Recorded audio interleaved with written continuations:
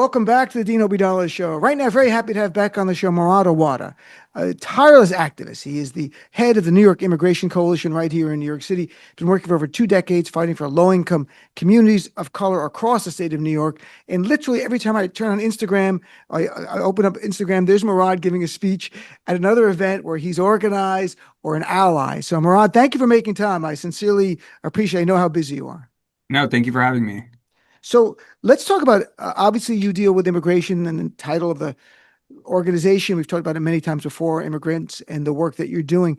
When you see ICE now in Minneapolis and in Minnesota, what's going on, is that even jarring for you about the heavy-handed, really terroristic activity going on? Well, I think the piece here that should be shocking everyone is how lawless and rogue this agency is. Right. Historically, they've targeted immigrant communities, and now they're just targeting everyone. A lot of the folks, as you've heard from the mayor, Mayor Frey in Minneapolis, or the mayor of St. Paul, they're just targeting anyone who's black or brown and stopping them and asking them for their papers. And doing so armed to the T, covering their faces and brutally beating people. So I think that the piece here is, in history books, when you look back to when were there this many secret police in the streets asking people for their papers, it's sort of akin to Nazi Germany, in the, 1930s and 40s. So I think in this moment, people should be worried. All I say this often, like the work that we're doing here at the New York Immigration Coalition isn't specifically just for immigrants. It's for all 19 million New Yorkers who call this state home. And what we're seeing is that because of their lawlessness, we need our local and state governments to step up and defend and protect their constituencies. I cannot agree with you more. And are you seeing anything? We've talked when I think the Canal Street raids were going on by ICE, and a little over a month ago or 2 months ago. Are you seeing more in New York? And if not yet, are you expecting them to do a wave of agents the same way they did in Minneapolis? We just hit the 1 year anniversary of Trump's second term, I think yesterday or today, Hmm. 2 days ago. And since even before he came into office, once he won the election, we saw an increase in immigration enforcement across the state of New York. And then immediately when he came in, we saw them starting to escalate across the state, going after farm workers in upstate New York, going after manufacturing plants, doing these theatrical raids that they were doing on Canal Street and in other places. There has been an increase in enforcement across New York City and New York State, and it's been happening for quite some time. But they've said time and again that they're going to be targeting places like New York City. So I think that we just have to get prepared. And what does that preparedness look like? It means organizing locally so that local Hmm. communities can actually stand up and defend one another. It means that people understand and know what their rights are. And to learn more about your rights, regardless of your status, even if you're a U.S. citizen, you should visit our website, nyic.org/KYR, to learn more about what your rights are. And then ensuring people who have status, don't have status, or in between status are speaking to an immigration attorney. And they can do that by calling the Office of New Americans, the New York State Office of New Americans hotline, and getting a referral to speak to an immigration attorney just to be as prepared as possible. And then also doing family preparedness plans. Unfortunately, people will be, detained and then disappeared. And they should clearly outline what they want to happen to their finances, their children, and things of that nature. So it's really important that people take the precautionary steps needed because we take this administration at their word. If they say that they're going to come Right. after our city, we know that they will. They've been doing it. They're going to just do it in an even more chaotic way moving forward. Without going into great detail, if people are listening and they're concerned, they have a family member that even green card holder, U.S. citizen, but if you don't look white, let's be blunt, they're going to come for you. They're going to ask you questions. What do you tell people like their basic rights to know if they're approached by an ICE agent? Well, it depends on where this approaching is happening. If it's at your Okay. home, don't open your door. Ask for a judicial warrant. If they don't have one, you legally do not have to open your door, even though there's an ICE memo that was leaked today Hmm. that says that ICE should just continue to operate without judicial warrants, which violates people's Fourth Amendment rights. So making sure that they have a judicial warrant if they come to your home, you have the right to remain silent. You have the right to not consent of the search of your body, your car, your home. And if they ask you for identification, you don't have to provide that to them. So I think it's really important that people understand what their rights are, understand the difference between, being in a private location or a public location. If you're in a public location, they can come up to you Hmm. and detain you. They can go through your things. We've seen that happen. So it's really important that people get very acquainted with what their rights are, depending on where they're at. If they're at home, in the street, at work, and if you're working in a private space, then they have to have a warrant to get into that private space. But if you're working in retail, they're able to go wherever the customers are able to go because it's a Hmm. public space. But if there's a private space in the workplace, that's a different story. So, I think it's really important that people get very acquainted and understand what their rights are because we see them violating people's rights every single day. But it's important that people, you know, demand that their rights not be violated and understand what they are so that they can continue to push forward. And I'm chatting with Murad Awawdeh, the president of the New York Immigration Coalition. Murad, talking about U.S. citizens, we've seen numerous now that have been detained. Minneapolis, we all saw the viral video of the middle-aged Asian American man, U.S. citizen. They kick his door down. They have their guns drawn. They bring him out in his underwear with a blanket on. His daughter's saying he's a citizen.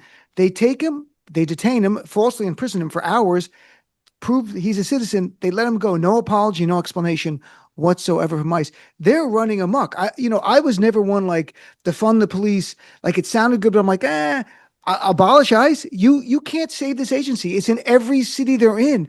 Where is a corrupt regime now? It's from the bottom to the top. Even there were probably some good ICE agents who joined years ago who are now part of a system that is so corrupted. The only thing I can think of do is get rid of it and build it. So, I mean, are you hearing what's the real world impact on the immigrant community when they see this now in Minneapolis and you can't avoid it? It's everywhere, these viral videos.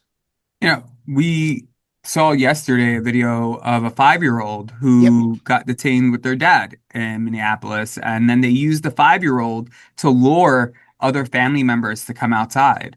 Now the 5-year-old and their father are detained in a family detention facility in Texas. There is no humanity in this agency. There is no moral ground in the Department of Homeland Security, which is why in this moment we have to be talking about what we have been fighting for nearly 30 years. How do we reform this system that has been broken for decades? It's not just ICE, it's the entire system that needs to be reformed and replaced at this point. Our immigration system has never been based on justice, fairness, or equity. It's been based on your closeness to whiteness helps you get into this country and avoid being detained. So I think in this moment, what we really need to be thinking about is not just, yeah, ICE is incredibly rogue, incredibly lawless. Yep. They should not be funded. Right now, there's an appropriations bill that's going through Congress that wants to increase more funding for them when they just got even more money in HR 1 just a few months ago. So I think it's really important that the American people stand up and say, we don't want our tax dollars being used to terrorize us, because that's what's happening. ICE is terrorizing people in their communities, in their cities across this country. And instead of actually holding them to account, Congress is giving them more money to do this even more roguely and more violently across this country. So I think the entire system needs to be revamped. And, Trump has already destroyed the vast majority of it. So now is a great opportunity to actually build something that is better than what we've had. Yeah, and it's not by accident they're terrorizing people. The mission by Greg Bravino and others there is intended to terrorize. Images of him walking like something from the Third Reich, surrounded by other members and yelling at people in the street. This is all intended to intimidate. Now, the other side is how do we react? And one thing that your organization did, you were in Albany, New York yesterday, or our state capitol, dealing with members of the legislature, trying to pass the Access to Representation Act and the New York for All Act. Tell people a little bit about what these are, these two pieces of legislation. So the New York for All Act is a pretty common sense piece of legislation. It's already been done in places like California, Illinois, Washington State, and other places. It pretty much says that we will not be using our state resources that we are supposed to be investing in the betterment of New Yorkers to collude with immigration enforcement to separate families and gut our communities. That is it. We want to ensure that our state dollars and our state resources are being used to better the lives of New Yorkers. And what we've seen is at times different counties across the state of New York signing up in these 287G agreements, which is deputizing local police forces to become de facto immigration agents when that's not their job. If you're a Right. local cop, your job is to uphold local law and state law and public safety and making sure that people feel safe. But when people don't feel safe to report a crime or report witnessing a crime, it makes us all less safe for it. So we want to make sure that none of our state resources are going to colluding with immigration enforcement because we've seen what this ends up doing to people across New York, and that's just not just and it's not right.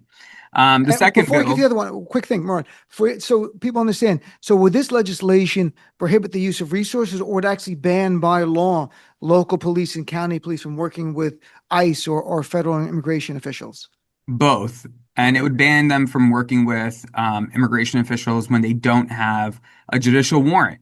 You know, Okay. if they have a judicial warrant, they're doing things by the book, this law won't ban them from working together on that.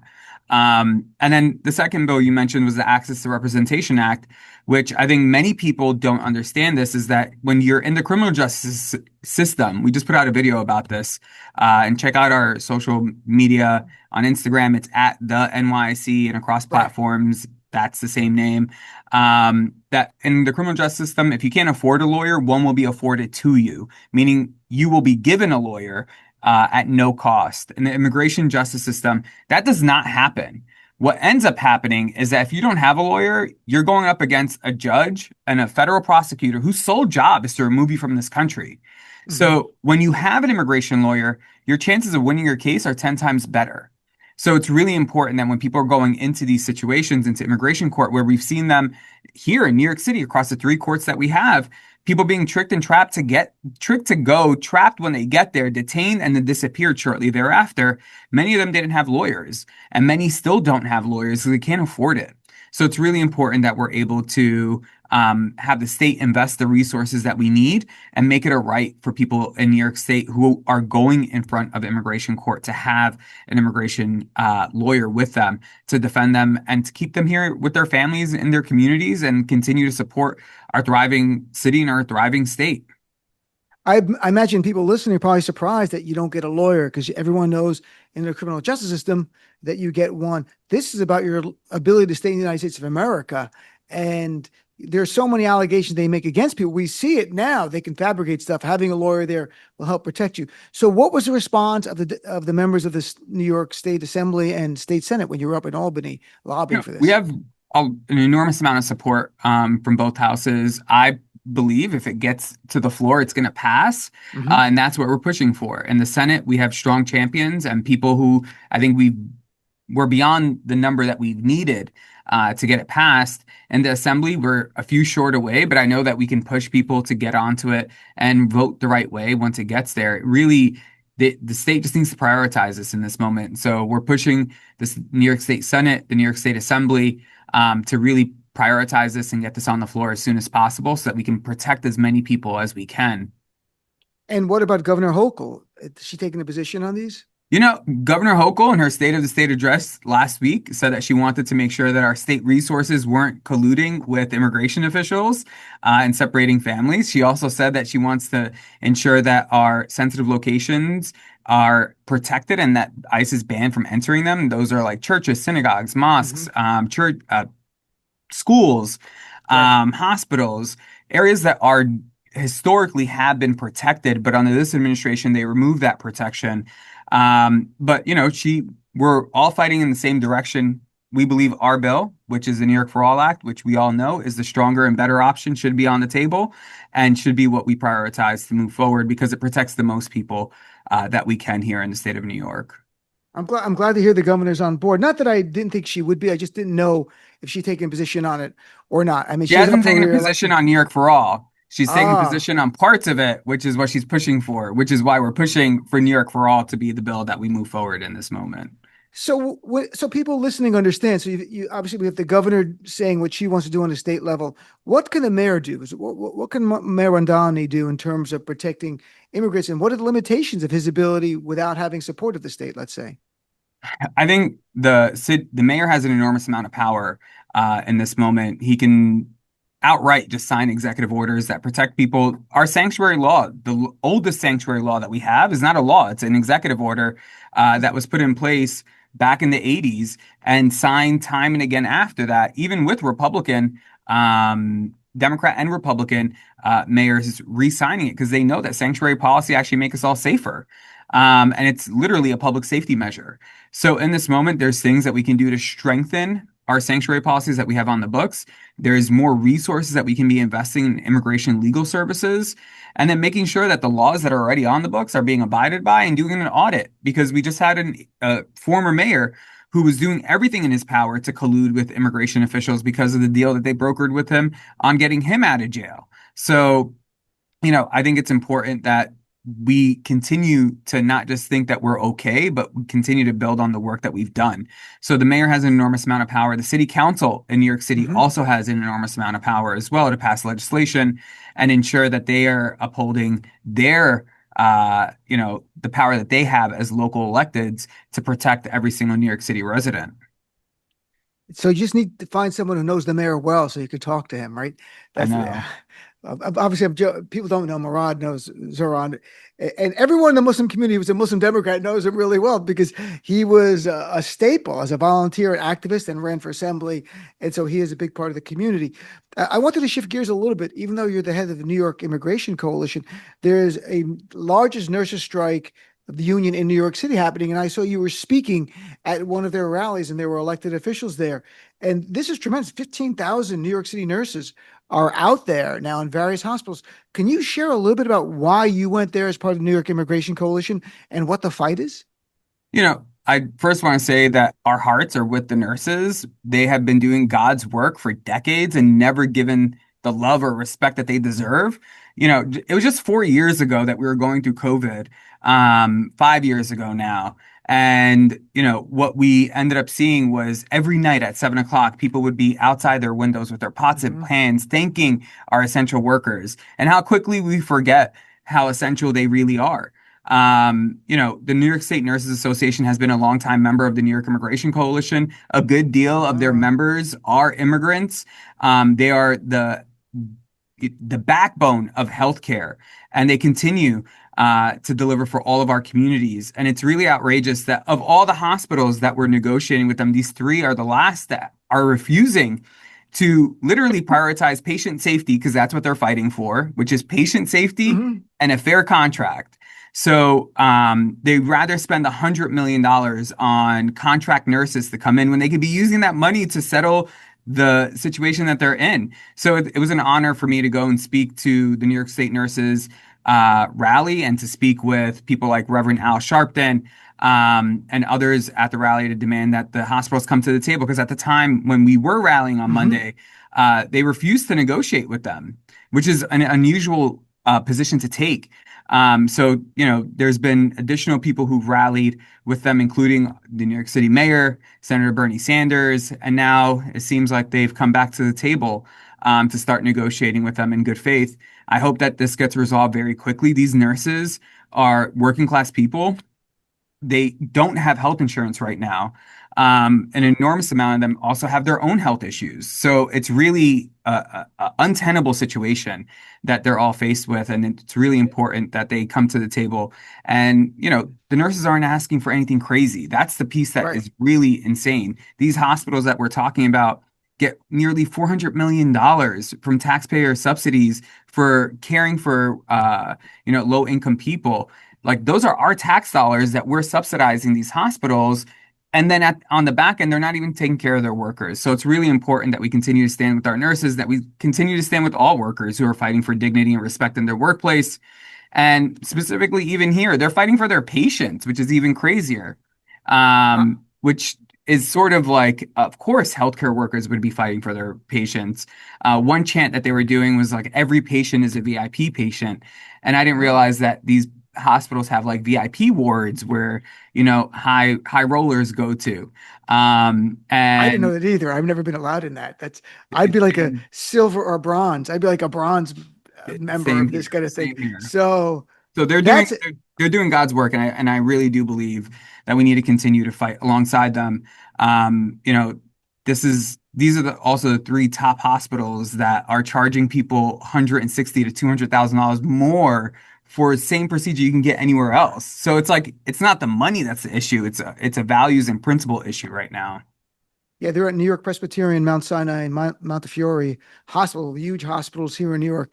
And look, your efforts, the efforts of yourself, I saw Bernie Sanders clips, I saw the mayor there, and others got them back to the table. Because when you were rallying, the other side would not even talk to the union. So today, on Thursday, they were actually meeting, and I hope it leads to a resolution for the nurses. They deserve it. They're fighting so hard. So last thing, what else? I mean, there's so much going on now. It's like a fire hose of intense things that I know you have to address with ICE. Are there other things that New York Immigration Coalition is working on right now, though, that we haven't touched on? Yeah, we have an enormous amount of work that we're doing with the educational system. You know, with everything that's been happening in communities, a lot of kids are scared of going to school because they're scared their parents might be taken. We also have a lot of kids who, you know, had been in school and now are potentially going to drop out because of the heightened fear that they're under. You know, on healthcare, we're seeing the Trump administration gut the ACA, which means that a lot more people are going to be without health insurance, which then puts it back onto the local and state government to actually provide that kind of care for people. So really making sure that we're thinking about every single thing that people need. And we're talking about basic needs, right? Healthcare, food. People earning $150,000 in the city of New York can't afford food. It is insane in this moment. 40% of people earning $150,000 can't afford food. Like we are dealing with a housing crisis, an affordability crisis like we've never seen before. So it really is important and critical that we continue to stand up and fight for all New Yorkers because that's what our job is. We're only as safe and secure as our neighbor is. And if they aren't, then none of us are. That's very well put. And I could not agree with you more. We are all, just as Martin Luther King's Memorial Day to remember him, and the idea that we're all connected in this mutual garment of destiny is a line of his that has always stayed with me. The idea that what affects one community directly affects all of us indirectly. So, last thing, what's the website if people want to find out more about the New York Immigration Coalition? Yeah, folks should visit us at www.nyic.org. And to visit all of our resources that we have available for our community members, visit nyic.org/KYR. All right, my Murad, thanks for making time. You know, you're doing a phenomenal job. You know, I've known you for years. I'm so proud how the work you're doing, the impact that you're having. So look forward to chatting with you in the future, brother. Thank you.